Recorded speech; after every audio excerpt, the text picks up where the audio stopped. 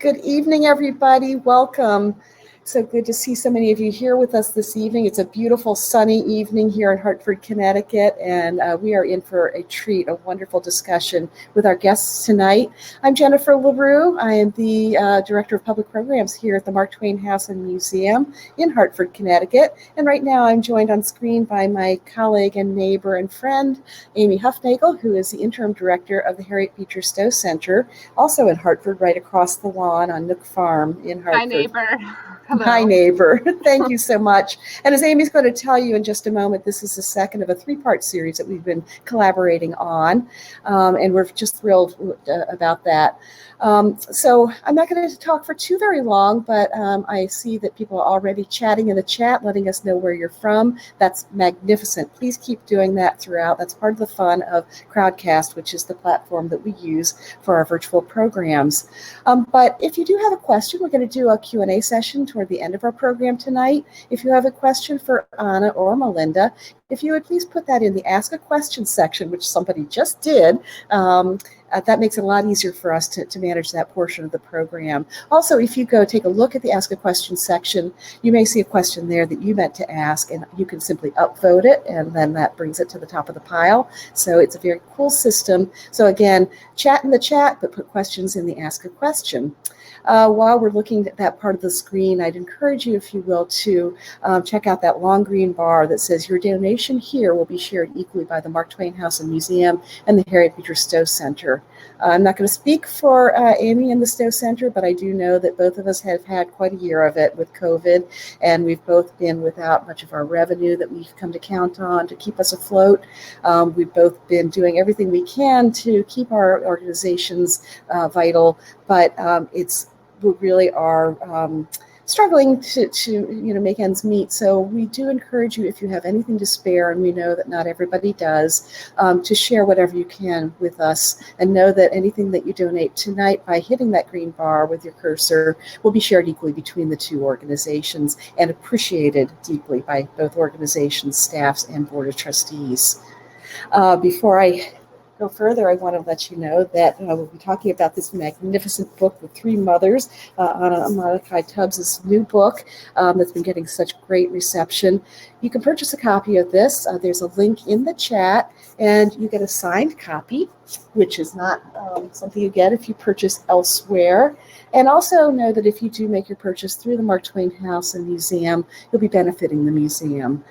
The proceeds go to us, so please consider that if you will.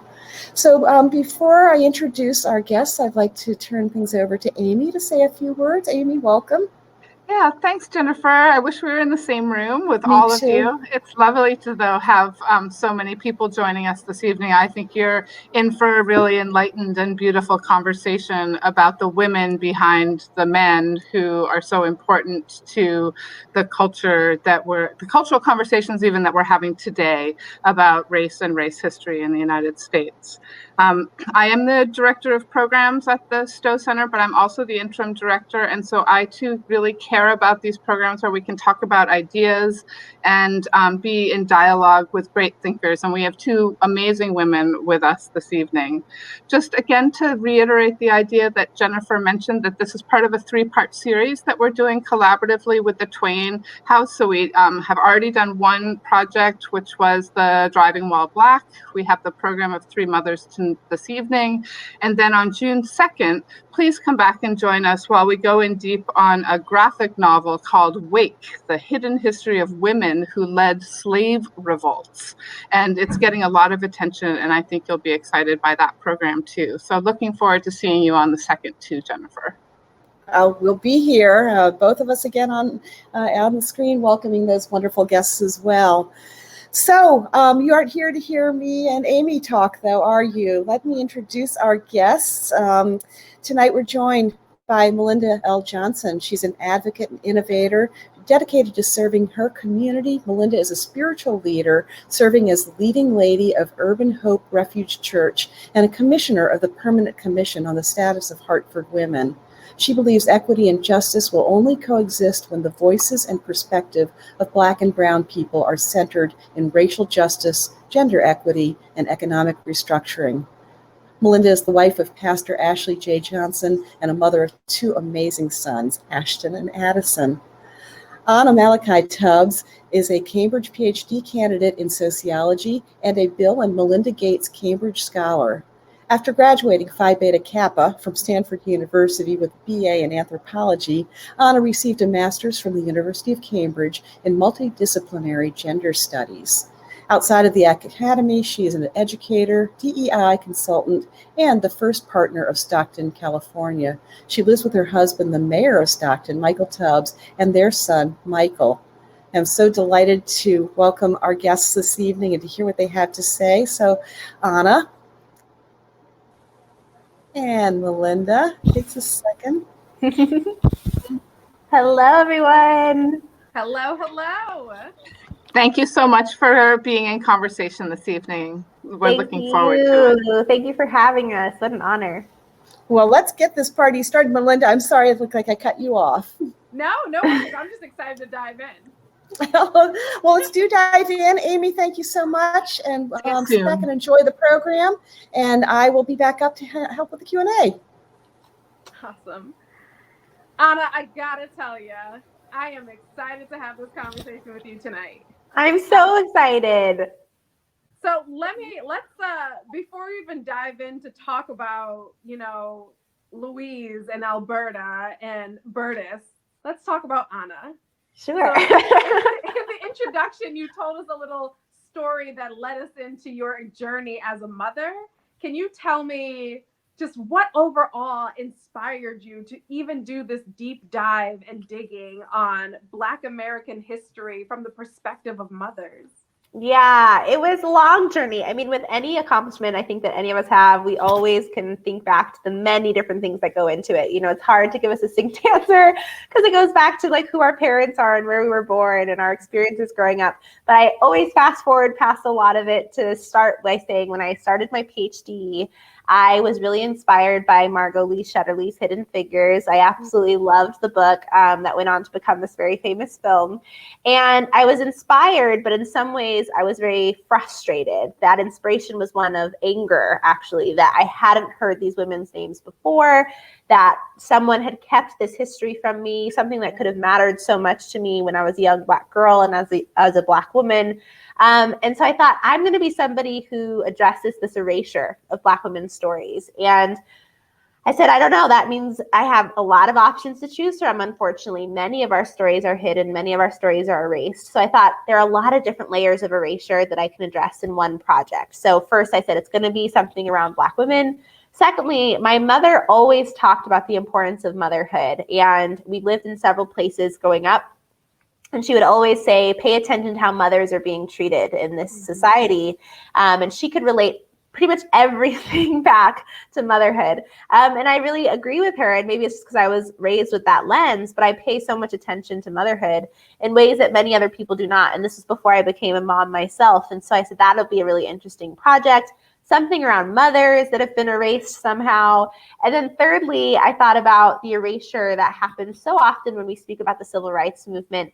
It's always about the men who led the movement. And I was aware that more people would probably pick up the book if MLK Jr., Malcolm X, and James Baldwin were on the cover somehow, some way, but that I could still make this a case about motherhood and about women, and just draw even more people into the discussion and say, even when you think you're speaking about a man as a leader, you are actually carrying these stories of incredible women. And we need to make sure that we seek those, and we need to make sure that we highlight those. And so I looked up several mothers of civil rights leaders, actually, but decided on these three because they were all born within 6 years of each other. Alberta King, Berdis Baldwin, and Louise Little were all born within 6 years of each other. And then their famous sons were all born within 5 years of each other. And when I found that fact, even though it's a pretty simple fact, I realized this would be a really cool way to bring them all together through through time, and that there would be these intersections in their stories, even though they were so different from each other, so beautifully nuanced in their stories. I also could have moments where you have these emotional moments because they're intersecting in time, and it just came together, and I'm so, so grateful. While also I was shocked that I was the first to tell these stories in this way, I am really grateful to be the person who gets to introduce them to the world. Well, let me join you in that gratitude, because honestly, as a Black woman, as a millennial, as a social justice fighter, these are not points of our history that we find in our formal education. And Right. even from the beginning with the introduction, I love how each section begins with these quotes, these really provoking, emotional, contextual quotes. And in the introduction, you couple the quote of Haitian novelist Edward Danticat with the cry of George Floyd, tying these time periods together and recognizing that the cry for a mother is deep within the experience of human beings all over the earth. Yeah. But what I really want to get to and really ask you is, when you think of what inspired you to start this pursuit, what do you hope this pursuit means to other women as they're reading this book? So much. And I had so many lofty goals for this, and I really appreciate you paying attention to those quotes, because a lot of what I'm doing there is fighting against the dehumanization of Black women and Black mothers. And I'm making the case that people need to remember we're not just here to admire Alberta, Berdis, and Louise. If you're going on this journey with me in this book, from the beginning, you're going to know this is a book that's about what's happening to us right now as a nation. And it's about how it's connected to centuries of violence and pain, but also pay very close attention to the ways in which these women have claimed their humanity over and over and over again. So it's a relevant conversation. It's a very current conversation while we're walking through history. So we remember this is a roadmap to where we are right now, and let's pay attention to that. So that all mattered deeply to me, and I lost track of your question because I went into that. What did you ask me? Very sorry. What do you went on? Well, what I hope for these women. No, I remember. Okay, I got it. I was like, let me talk about dehumanization. No, there's so many things I hope for. Number one, I wanted to make sure that especially Black women who picked up this book felt seen in our wholeness, felt celebrated, and felt recognized. It is so often the case that we are represented, in this very myopic way where people are trying to put us into these boxes and into these categories, where there's assumptions that we all have the same experience because we're Black women, and it's just not true. And it's another way of dehumanizing us. And so there's very little out there where I feel seen, where I feel that I'm being represented in the way that I see myself. So I wanted for sure Black women to pick it up and feel I'm seen and I'm being recognized, and that really mattered. And then also, for all women, I think there's something very universal, unfortunately, about the experience of us not being given credit or, again, recognition, or all these people making assumptions about us as we walk into a room, rather than, giving us the benefit of being individuals. There is so much that's put on our shoulders. I experienced this so much as first partner of Stockton. This is previous information. I would have to update the bio that was shared. But for 4 years, my husband was the mayor of Stockton. And so often if I walked into a room, it was clear that people thought, okay, they would say things like this, he's so brilliant and she's so beautiful.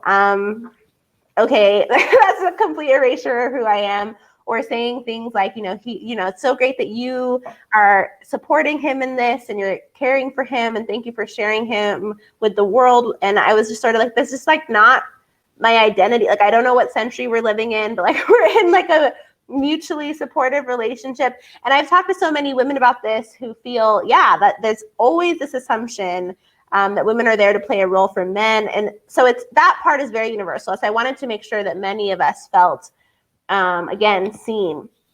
And when I say things like feeling seen, it's not so that we just get attention. It's not so that we're applauded. It's not so that the spotlight is on us. But the reality is, when people aren't deemed important, when we're not given that kind of recognition, then there's also not supports in place for us. There's not policy written for us. And this is very much the case when we think about motherhood. If mothers are not seen with the importance that their role carries, with the power that their role carries, with the influence that it carries, then they don't have nets in place to catch them, or even just to say, we support you. We don't have parental leave, for instance. We don't have universal childcare. We saw this during the pandemic, that mothers of color especially were forced to leave the workforce because they had to choose between working or being mothers. That should not have been a choice that they had to make, but because we see the role as so unimportant and we don't give it the credit and that recognition that it deserves, it translates into a lack of policy that would protect and uplift the role in the way that it deserves to be uplifted. So a lot of things that I was trying to accomplish with how I was hoping women would see ourselves in the book, but that everybody would see our roles very differently. You know, coming from Connecticut, before we jumped on this live stream, I was talking with the host and explained that I'm Hartford homegrown, right? And when we think about Connecticut, and I find that myself in the work in the space that I do now, working on policy like you spoke of, and working with phenomenal people that are pushing on different issues from different sides. Yeah. One of the recent things that came up in Connecticut is allowing our schools, or requiring our schools to offer African American and Latino studies. And I say that to say, one of the beautiful things that I see right now in your book, and this whole genre of literature that's being produced by Black women, from you to Isabella Wilkerson with Caste, just in general, this authentic telling of our history. And that can't be easy to excavate in a time where even the knowledge of us is hidden. So what was your process and journey for finding this information, for telling their stories with genuineness and with intimate details? Oh, okay. First of all, to be put in any sentence with Isabella Wilkerson is such an honor for me. So thank you for giving me that. I really appreciate it. I love her so much. The Warmth of Other Suns was another one of my primary inspirations. Actually, one of the reasons that I wanted to do this kind of triad story, because of, like you said, the authenticity that you're almost able to accomplish when you bring in these three very unique stories differently to a way it would be if it's only one person or if it's two that are being juxtaposed with each other. So it's very strategic when you say, okay, I'm going to do this with a third, even though it's like kind of a crazy process. Even in talking about three people all the time, you know, it's like how people can keep track of who you're even talking about, and how you as a researcher keep track of the stories that you're compiling. And you're also making a decision that you're not going to dive as deeply into one, which is another, you know, it's just a part of the decision. So that comparison means the world to me. And I would say that there was a lot. There was not anything really out there about the women before this book. So if you wanted to find out like who Louise Little was, if you were kind of curious, you know, maybe somebody else had been curious before. And if you went to Google, there was like almost nothing. It was maybe like these little small bits of information that were in footnotes, or clearly things that had been taken out of context. So people would say things like, she quote unquote went crazy, and then her children were taken away from her. First of all, that's a terrible way to speak about anybody. And secondly, what does that even mean? And thirdly, as a Black woman, I read that and say, I feel like there's information missing here. And so I really had to dig very deeply. I started first by looking at works that the men had written, the sons, and anything that they said about their mothers, I pulled out. Thank goodness for technology and Control F. You know, I could quickly find mother, mom, Louise Alberta. I didn't have to go through and read the whole thing. And that was, I mean, it saved me a lot of time, because on the opposite side of the spectrum, if you want to find out anything about these men, you're going to be inundated with things to read. And so I just had to make sure I downloaded everything and could scan for all of the different mentions. And then same about anything that was written about the men, finding all of that, creating my master list. And then from there, I had to get very creative. I started calling local historians in the different places where the women lived. I reached out to family members, one, to just let them know I was writing the book. I didn't want them to feel like this book came out and then all of a sudden, you know, and they had no idea that I was doing it. That was something that I was very careful about. And of course, offered them some time with me. Like, could we do an interview? Could we have a conversation? but I was aware that they might not be comfortable doing that. I completely understood that. And some of them said, no, I don't want to do this, but I'll pass you on to somebody who has the archives on my mother or on my grandmother. And that was extremely helpful. So there was so many different methods, but I'll give one example to clearly kind of illustrate what this was like. So you can see that in each paragraph of the book, in order to write one paragraph or even one sentence sometimes, it required 3 different sources for me to do this. Mm-hmm. So for instance, with Louise Little, let's go back to this one where, quote unquote, she went crazy. I asked a scholar or an academic who worked directly with Manning Marable and who now has access to so many of the files on Malcolm X. His name is Garrett Felber. He's a wonderful individual. And I said, can I see anything that you have on Louise Little? And so he sent me, folders and folders of documents that had been scanned. And one of them had these doctor's notes where she was diagnosed with whatever it was that, pushed her to go to this institution. And it was a white male doctor who diagnoses her with dementia praecox and says verbatim that she's imagining being discriminated against. Wow. Imagining being discriminated against. This is a Black immigrant woman. Wow. And the context behind that, now we have to go back and see what happened to her right before this. Her husband was murdered. Right. And then she was told that this, and then you can find, the newspaper article that says man accidentally run over by a streetcar, Earl Little. So there's another source that we bring into it. And then we realize, okay, and also Louise is a radical activist. So right. I go and find, something that she's written about in the Negro World newspaper. So all of this then pieces together into us better understanding not only how horrible it was that she was put away for something that she was not imagining being discriminated against, but that was enough to put her away for 25 years of her life, 25 years. And then on top of it, it's just awful that we now have reduced the story by saying she went crazy. Right.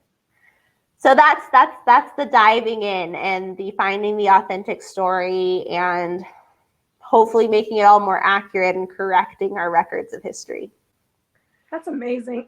When we talk about these women, I love the fact that in the beginning of our conversation, you drew out that, you gained so much inspiration from reading the book regarding Hidden Figures and then seeing the movie. Yeah.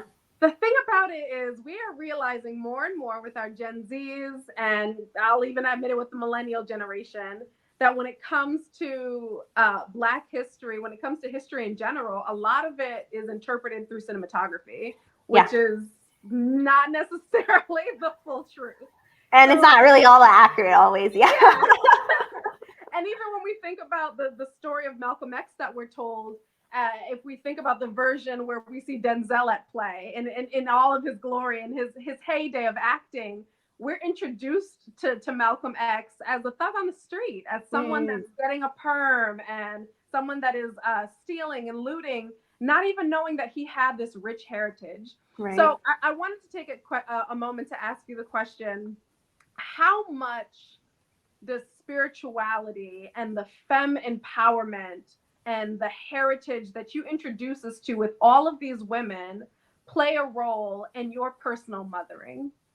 Oh, wow. I didn't know that's where the question was going. I was so ready to talk about cinematography, and there's a lot I have to say about that. Well, first, I will say, though, that as much as, for instance, with Hidden Figures, the book and the movie are very different. The movie takes some liberties. At the same time, though, there is something that cinematography can do that reaches to people in such a beautiful way. That, for instance, I hope that this book is made into a movie because then more people will say, oh, I hadn't read the book, but now I might pick up the book. So they can work in tandem. It's just, I think, important that we also seek more of the details beyond what needed to, be changed in order to make this a film, et cetera. But in terms of the motherhood side of it, and what these 3 women have taught me about the power of the feminine, because it's again, so these roles that we're talking about with motherhood, it's not only biological motherhood, this is also non-biological motherhood. This is also celebrating mother work, as Patricia Hill Collins puts it. And I see so many of our caretakers doing mothering work, our essential workers doing mothering work, those that are nourishing us, those that are teaching us, our doctors, our, all of these different roles that are really concerned with what we've deemed as the feminine, which is caretaking, which is focus on the community and not on the selfish and not on the individual. And again, I'm a sociologist too, so it's not that I believe that one gender has this more naturally than another does, but it's how we've been socialized. And so on top of that, we've been socialized to believe that the feminine is weak. And so again, when we think about the protections in place for these kinds of caretaking roles, there aren't usually as many. A doctor is a little bit different, but for a nurse, they're not paid all that much. For teachers, they're not paid all that much. For our migrant workers who are working in our fields and making sure that our food arrives at our table, they are not paid enough for the work that they do. And so this all goes back to roles that we uplift and roles that we pay and roles that we protect. But if we can have a culture shift around the feminine as the powerful, influential, all important, critical, nature of what the feminine means, and that's not the female, it's the feminine, then there's such incredible power and strength in that. And as a mother myself, I was writing the book as I was expecting my son. I was already in the middle of the research. It gave me such a level of confidence. I see my importance. I see that I'm doing, world-changing work in the way that I raised my child, and I have another on the way due in August. Congratulations. On the way for everybody else. The baby's right here with me, as I should say. But that it's always, in terms of what I studied with the transformative power of motherhood, I think it gives me the confidence in my role that I think motherhood really requires. I think one of the reasons it's so difficult for many of us as moms to really know that what we're doing is important is that we're hearing from so many different sources that it doesn't really matter, that it's sort of like, we take it for granted. Moms will get blamed very quickly if something goes wrong, but very rarely thanked when everything is running as it should, and nor are they acknowledged for the energy that they're putting in and day out. Working moms are working moms. They're all moms that are working, whether it's in or outside of our homes, it's work. So I think for me, it was a gift in writing this book because I see my role as being very important. And I won't allow somebody else to make me think that it isn't, or something that I need to kind of, turn my own needs off in order to do. But instead that I'm, again, still a human being. And it gives me the grace that I think all mothers deserve. So there's just a lot to it. And it's not to say that it's up to women to just change the way we think about motherhood and therefore we'll all be empowered. No, we're not imagining feeling unsupported.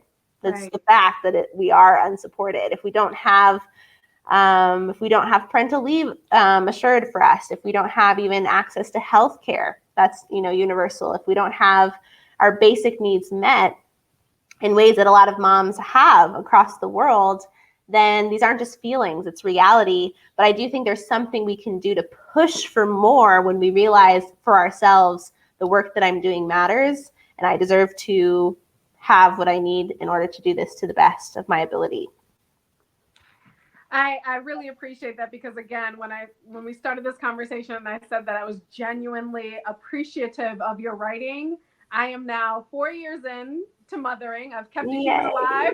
Oh, you're killing it. And additionally, we added to the party and we have a 1.5-year-old. Yay. Oh, that's awesome. Both of my children, I have 2 boys, and raising them with my husband, I can't imagine that anybody could have described what this experience would be to me, for me to believe them before I had it for myself. And so the elegance that you took and drawing out the narrative of these women's story, setting the background and the description of the time period, but also justifying the Black woman's hypervigilance in a violent society. Can you speak more about that? Because I saw time and time again in your writing that Alberta and Louise and Berdis weren't just fiery women. They were courageous women when you consider what they were raising their children against. Yeah, yeah. It's so, parenthood is so complex. And I think, you know, so many moms will relate to this notion of you've never loved anyone so much, but you've also never been more fearful before of what could happen, you know, even to the smallest things, like your child finally sleeps through the night and you're still up every 2 hours looking at the monitor, like, are you okay? Why are you sleeping? Yeah. So there is this like constant fear, but especially for Black mothers where these attacks are not imagined. These are real things that we know can happen to our children because they're not always going to be seen in the dignity and with the respect that they deserve to be seen.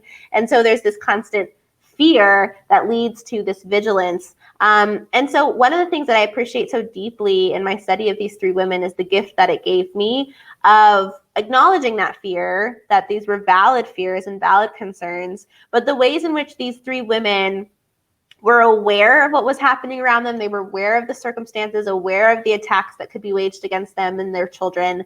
They made sure their children were aware of it, that they couldn't be ignorant to this, that they needed to know Jim Crow was a thing, but that they could not either be limited by that, that they also needed to know that they were seeing, you know, this like vision of the future of what was possible for their country, what was possible for their surroundings, and that they were doing the work for that to happen. You know, they were activists, all three of them in their own right.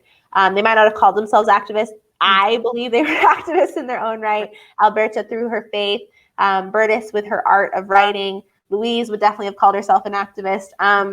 And they were doing the work, and then they're teaching their children, this is how you can join us. Here are tactics that we have used in generations of our family, whether that's marches or boycotts or whatever it is, or getting our writing out there. And then also that there was a third layer to this, which was, yes, awareness matters. Secondly, it also matters that we do changing work, system changing work, that we have to be a part of that. But thirdly, that we not allow that to steal our ability to live and be happy, that we're a part of something so much larger in this kind of activism. We're a part of this kind of larger team, if you will, that allows us moments to also be a family. It allows us moments to rest. It allows us moments to have this revolutionary love for each other where we're joyful as well. So there was just this combination of, yes, they were worried and they were vigilant and they were informed and they were smart about everything that was happening, but they also are able to just find moments of peace still. It's all about the ways in which they still reclaim their humanity. And that's the part that I find to be so beautiful and a real gift for me to remember. I am a fighter. I do want to change systems around me. I am further motivated by my motherhood in all of the social justice efforts that I already cared deeply about before I was a mother. But I also know that a part of that fighting back is being able to have moments of laughter and love and joy.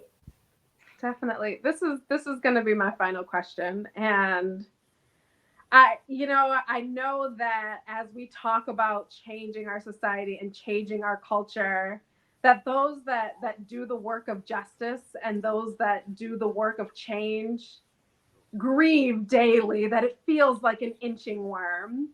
But when we talk about the erasure that you talked about at the beginning of our conversation, what is it that we can learn from Louise and Alberta and Berdis that we can implement today to prevent this continuous erasure of Black women in our culture?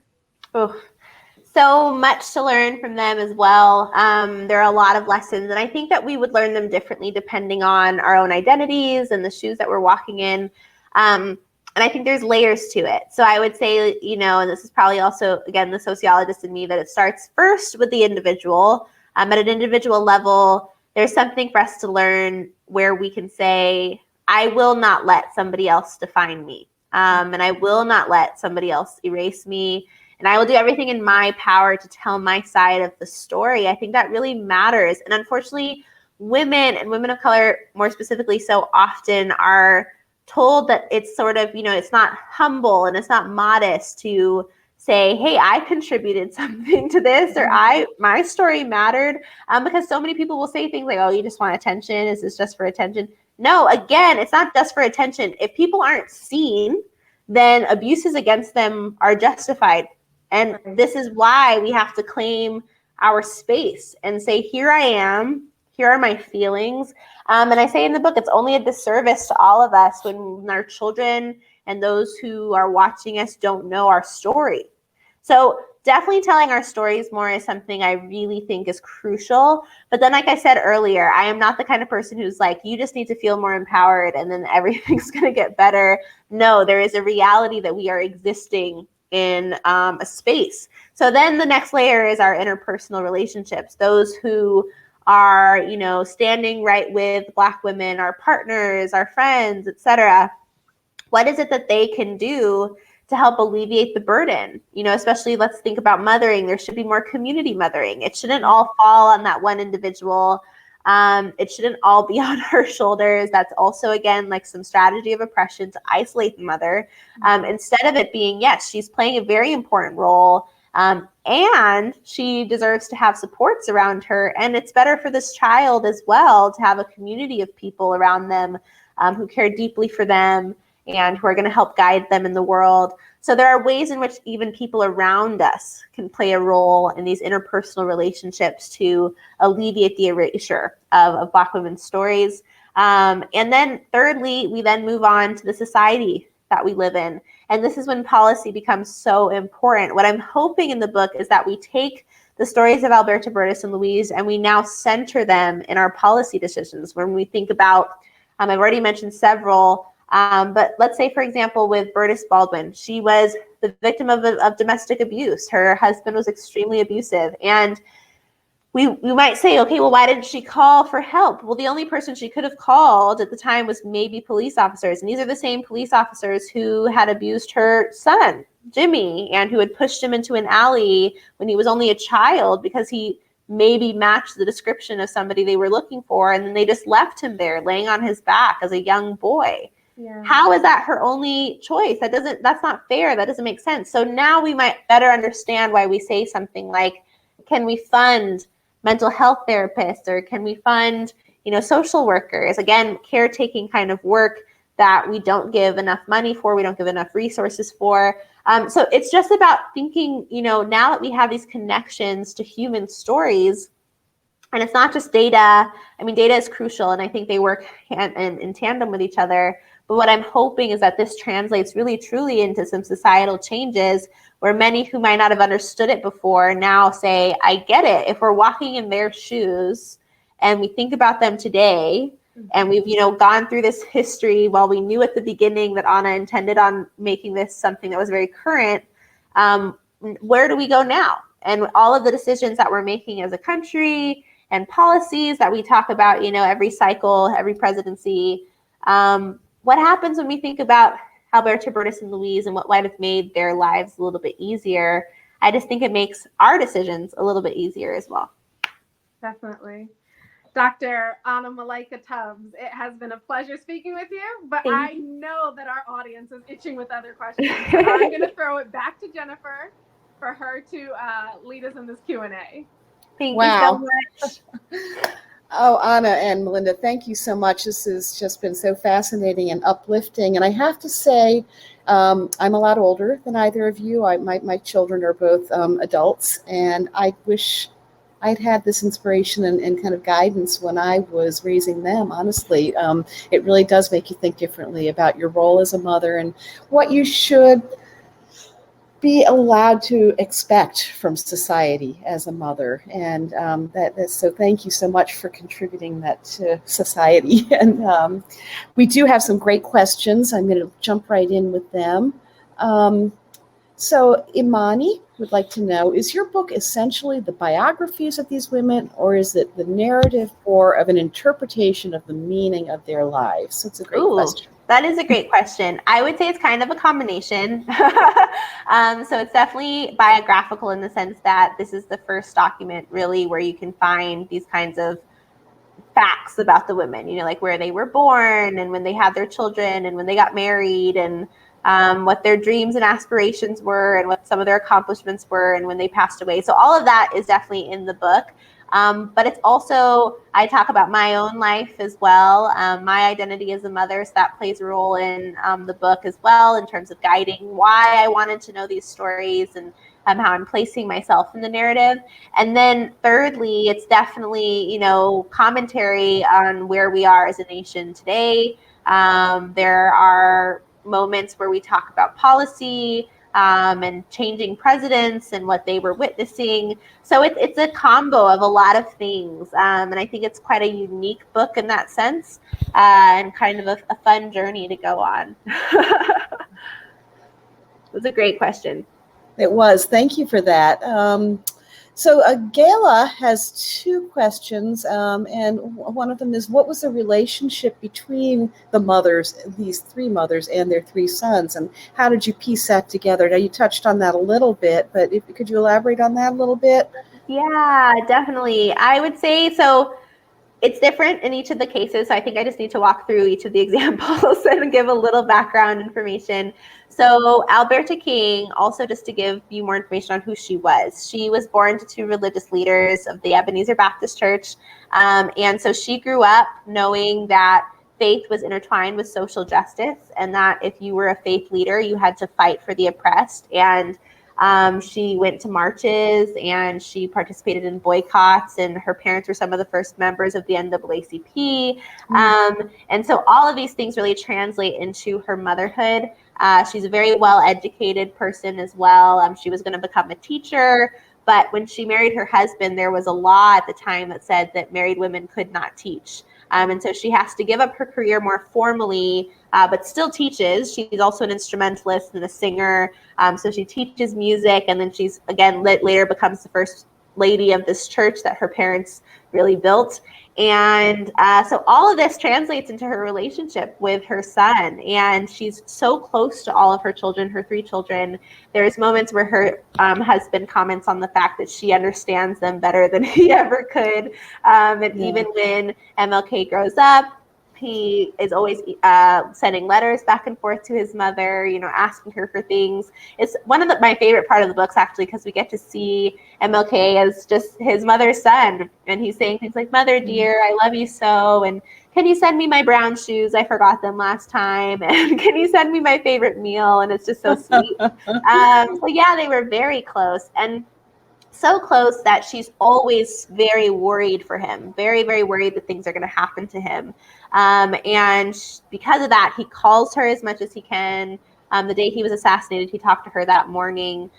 So it's very, very, very close relationship, one filled with love and admiration for each other. And I'll also say that, imagine her at the Nobel ceremony watching her little boy accept this incredible prize, and you just picture her and the tears falling down her face.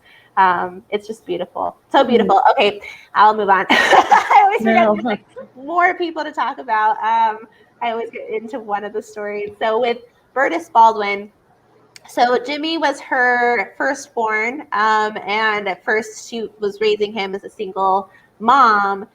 His original name was actually James Arthur Jones. He had his mother's maiden name.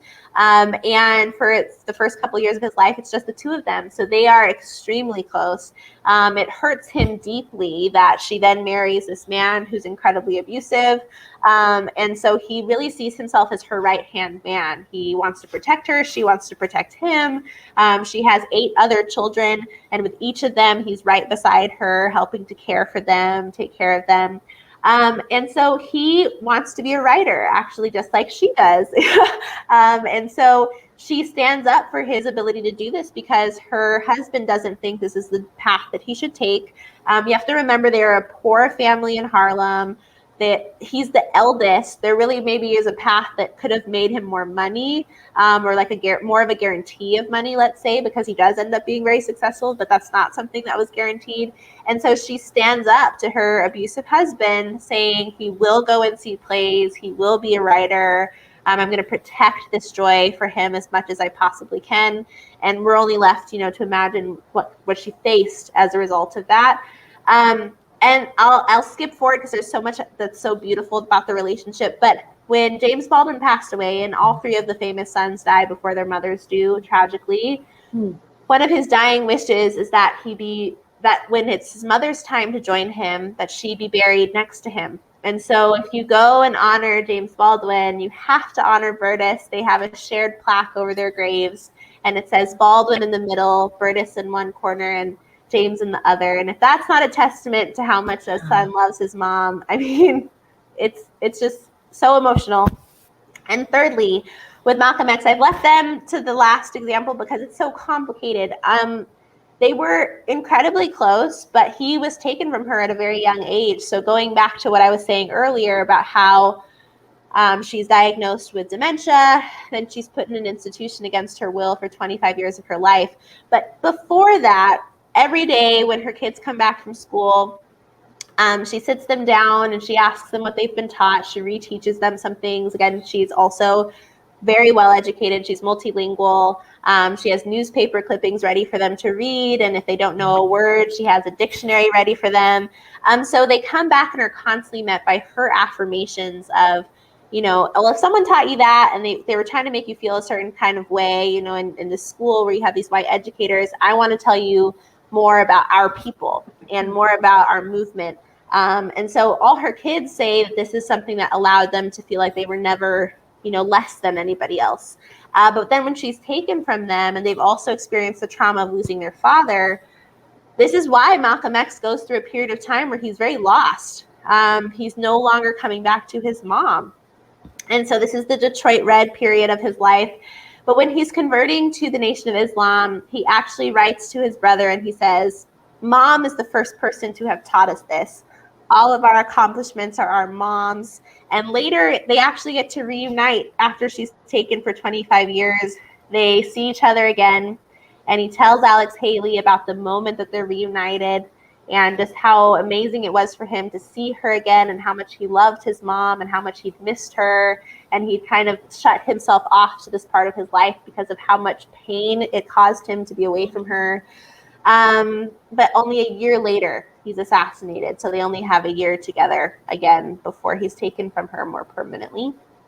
So it's very complicated. All of the stories have heartbreak. All of the stories have a lot of incredible love. And definitely, I would say, deep admiration that the sons had for their moms. Wow, thank you. Now, one of the things we say about the Mark Twain House is that it's a writer's home and a home for writers. And I'm always curious about the writing process, particularly given that you are a mother.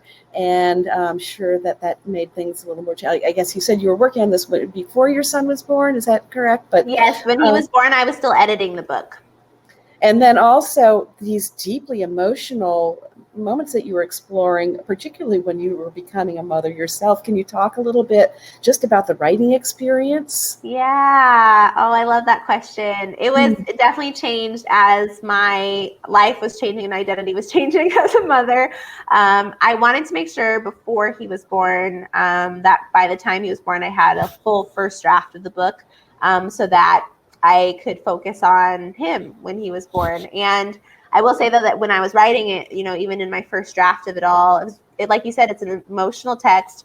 There are moments that are filled with a lot of pain because I'm also documenting what's happening in the context of the women's lives in terms of history surrounding them and atrocities that are surrounding them. And that was very difficult. But I just took my time with it and really just approached each chapter with patience and kindness towards myself. If it got a little too emotional, I just kind of took a moment and a breather and came back to it because I wanted to have that vulnerability in the text. I didn't want to lose it simply because I was worried about getting emotional. I knew that those are the best books. If the author themselves is crying and putting it together, then hopefully the reader will feel like they can be vulnerable as well. So that process was a lot, but also really beautiful. And I could feel my baby kicking while I was writing.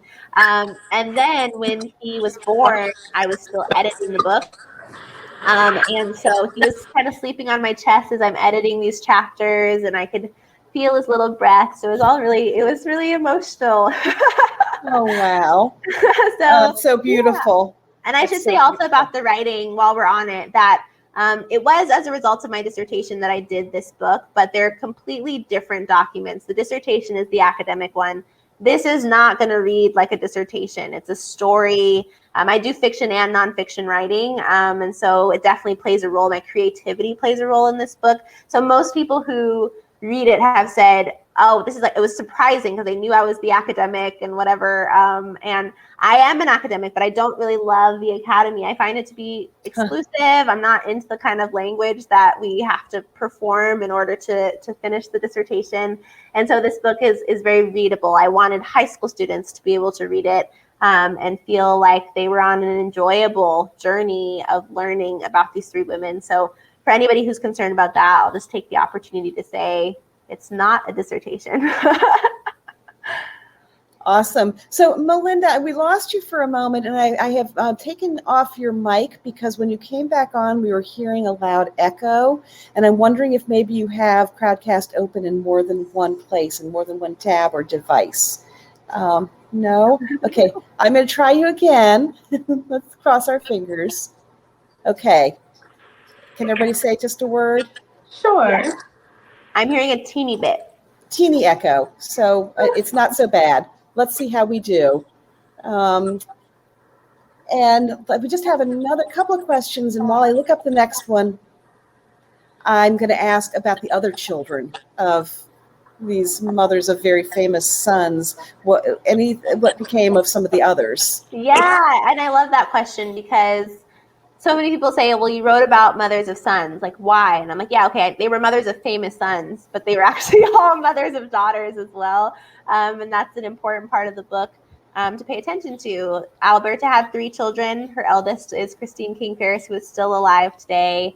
My goodness, she needs a book written about her. She has autobiographies that she's put out, but also just to see somebody needs to really honor her. I mean, maybe I'll be the one, but she's just incredible. And what she lived through and saw is just amazing. And then she had her younger son, A.D. Williams, who unfortunately also died before Alberta passed away in very suspicious circumstances. He was heavily involved in the civil rights movement alongside his brother, and then was found drowning in his own pool, even though he was a great swimmer. And to this day, no one really knows what happened to him. So Alberta experiences these 2 incredible losses. And then with Berdis Baldwin, she had 8 other children. Several of them are still alive, and it was incredible. And she lived up until 1999. Berdis did herself, and so she really gets to see her children and all of their adulthood, and she gets to meet her grandchildren as well. And it's been really incredible for me. I got to speak to some of them over the phone, 2 of her daughters over the phone, and they were pretty short conversations. They didn't want to give too much information, but they were very clear on the essence of who their mother was, and that it always came back to love. It always came back to healing. It always came back to unity. And I just found that to be amazing, considering everything that Berdis experienced throughout her life, that was still what she was known for, that essence. And thirdly, we have Louise, who had 8 children altogether. And of course, like we said, she was taken away from her kids when they were very young. But when she is released from the institution, she then lives for another 25 years.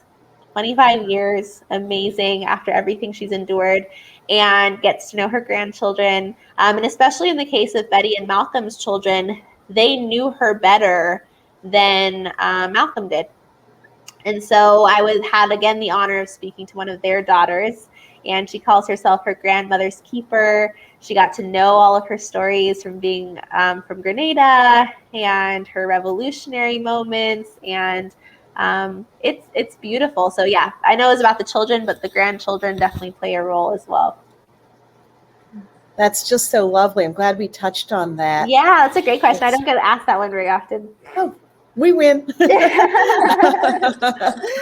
A couple questions about, first of all, Gail wants to know Martin Luther King's mother was also assassinated. Can you discuss that? And then also our friend Barbara wants to know if you got to speak with the nurse that took care of Malcolm X's mother in the New York hospital.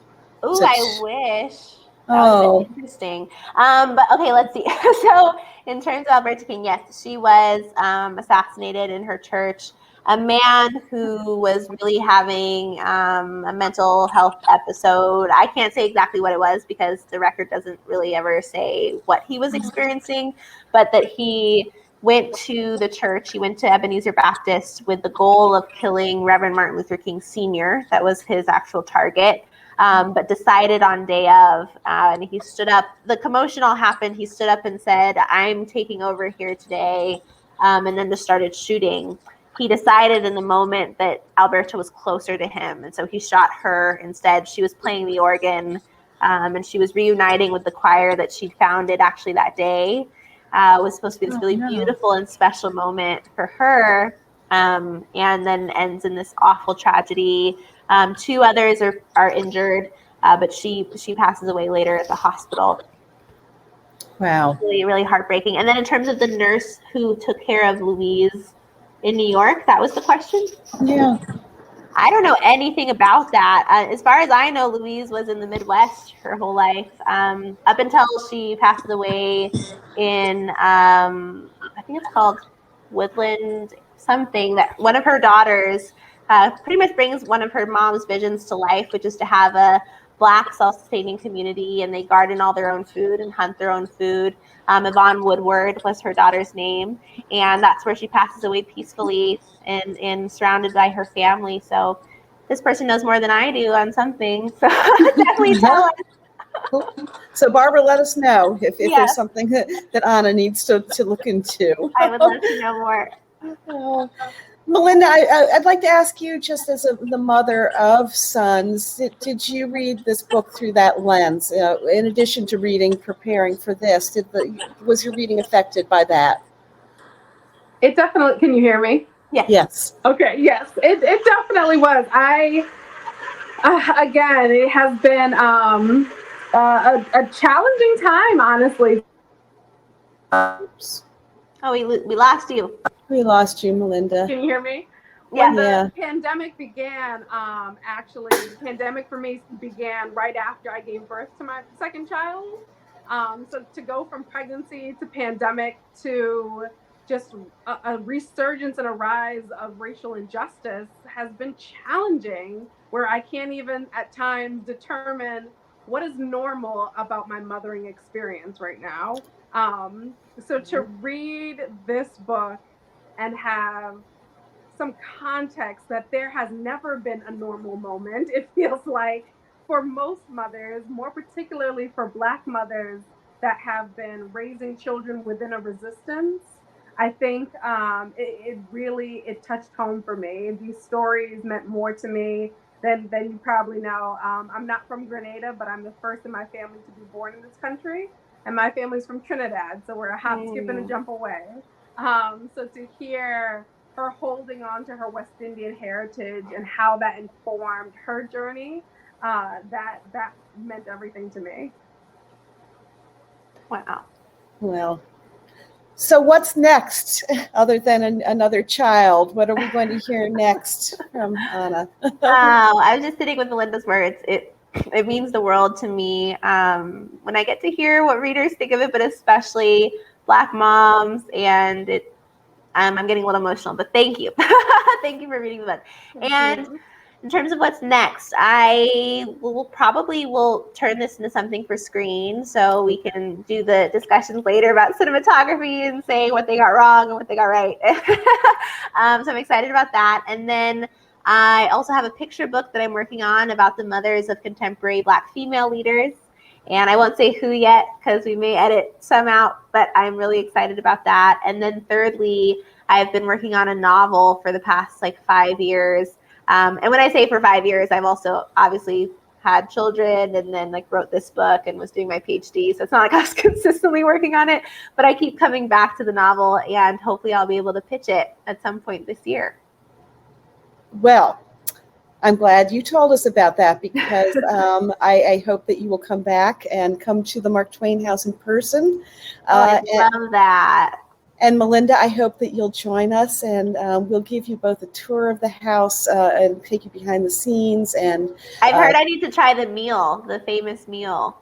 The famous meal. Someone told me that Mark Twain himself chose all these different like elements of food, and that was the kind of experience you had to have at the Mark Twain house. Well, we don't actually serve that meal at the Mark Twain house, What? but our dear friend Andrew Beers wrote a book called Twain's Feast, which was about the books, the foods, that Mark Twain missed the most in America when he was traveling in Europe, and so he made this So we have long to list. cook the meal ourselves. I'm afraid you do. Although we did host a Twain's Feast a few years ago, and there's an Audible audiobook a version of that. So we did serve that in our dining room, but that's not a normal thing. So I'm sorry to disappoint you, but we'll do other fun things when you both come to. And Melinda, you're a neighbor. We need to see more of you, please. So I would love to. Go. What a lovely evening. What an informative, inspiring evening. And thank you both so much for sharing your gifts and your time and your energy with us. And I'm just so grateful to both of you for being here. So I can't imagine that if you started this evening not wishing to buy this book, that you don't now want to buy this book. So again, please purchase it through the link in the chat. I'll repost that in a moment. And remember, it's a signed copy, and you're helping out the museum by purchasing it. And please keep an eye on marktwainhouse.org for programs that we're offering. And please do come back on June 2nd for the third in our shared programs with our Harriet Beecher Stowe neighbors about Wake. Thank you so much. What a privilege and an honor. And thank you to our audience for your great questions. And we'll look forward to seeing you and hearing from you again soon. Thank you. Good evening, everyone. Have a good evening. Good night. Bye-bye.